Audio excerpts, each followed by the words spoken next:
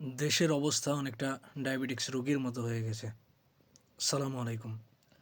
আমাদের দেশের বর্তমান পরিস্থিতি দিন দিন খুবই খারাপের দিকে যাচ্ছে।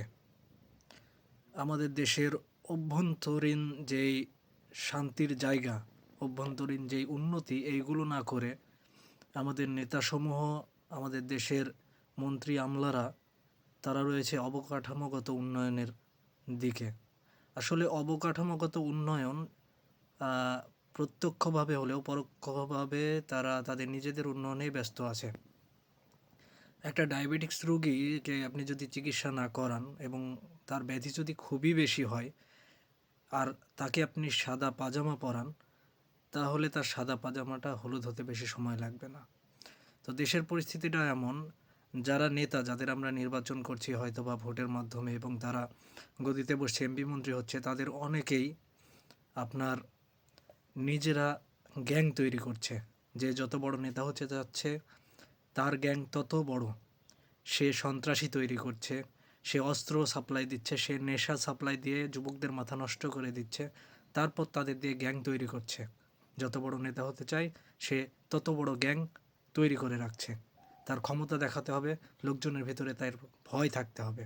ভোটের সময় সাধু, অন্য সময় নিজের আসল রূপ। আর অবকাঠামোগত উন্নয়ন কিভাবে তাদের উন্নত করছে? অবকাঠামোগত উন্নয়ন, ব্রিজ, কালভার্ট, এটা ওটার নামে তারা নিজেরা টাকা হাতিয়ে নিচ্ছে এবং কিছু টাকা তাদের কাছাকাছি নেতাকর্মী, কিছু টাকা সন্ত্রাসী গ্রুপ এদের দিচ্ছে এবং এই কার্যক্রমগুলো সহজে সম্পাদন করছে। তাতে রাজনীতিটা একটা ব্যবসার জায়গা হয়ে দাঁড়িয়েছে। যারা রাজনীতিতে আসতে চায় তারা হয়তোবা ৫০০ টাকা খরচ করে নির্বাচিত হচ্ছে, তারপরে ৫,০০০ টাকা ঠিকই আদায় করে নিচ্ছে। আর উসিলা দেখাচ্ছে কি বিভিন্ন রকম অবকাঠামোগত উন্নয়ন। একটা দেশে ১০০ জন লোকের একজন গোস মাছ খাবে আর বাকি ৯৯ জন না খেয়ে থাকবে, এটা দেশের উন্নতি না। ১০০ জনই শাক খাক, কিন্তু খাক। ১০০ জনই খাবে, ভাত খাবে, ডাল খাবে, শাক খাবে, তবেই দেশের উন্নতি হবে। আমাদের শান্তিটা প্রথমে দরকার। শান্তিপূর্ণ পরিস্থিতির জন্য যা যা করা দরকার তাই করতে হবে দেশের নেতাদের। দেশের নেতারা তাদের সন্তানদের দেশে রাখছে না, বাইরে পাঠিয়ে দিচ্ছে।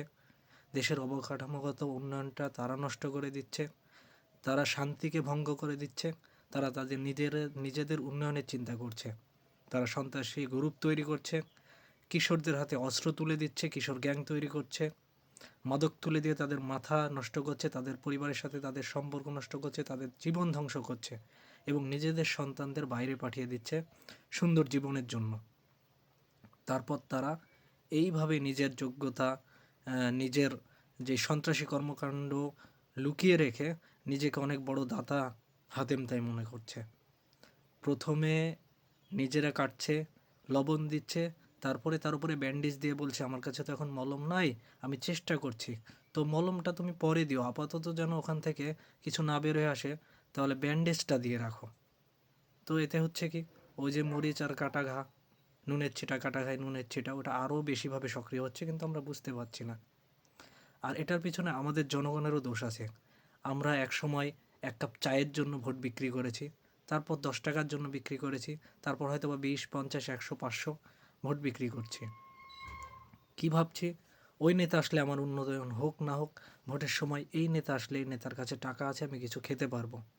কারণ নেতা যাই আসবে কেউ আমাদের উন্নয়ন তেমনভাবে করবে না, নিজেদের উন্নয়ন নিয়ে ব্যস্ত থাকবে।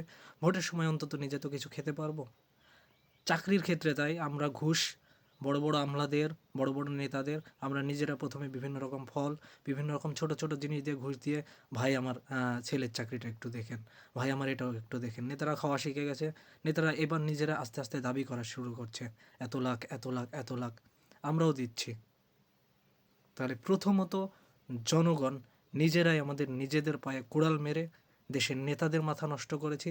এবার দেশের নেতারা আমাদের জনগণের যেই যুবক জনগণ তাদের নষ্টর মাধ্যমে পুরা সমাজ, পুরা দেশকে নষ্ট করছে এবং অবকাঠামোগত বিভিন্ন প্রতিষ্ঠান এটা ওটার নামে নিজেদের উন্নতি সাধন করছে, নিজেদের সন্তানদের বাইরে পাঠাচ্ছে ভালো জীবন যাপনের জন্য। আর আমরা যেই তিমিরে সেই তিমিরে। আমাদের কবে জ্ঞান হবে আল্লাহু আলাম, আল্লাহ সব কিছু জানেন। হয়তো বা হবে কি না তাও আল্লাহ জানেন। তো আমাদের চিন্তা ভাবনা পরিবর্তন করা উচিত, আগে নিজেদের পরিবর্তন করা উচিত। নিজেরা যখন পরিবর্তন হব তখন ভালো মানুষ নেতা হবে এবং ইনশাআল্লাহ দেশের উন্নয়ন হবে। আসসালামু আলাইকুম।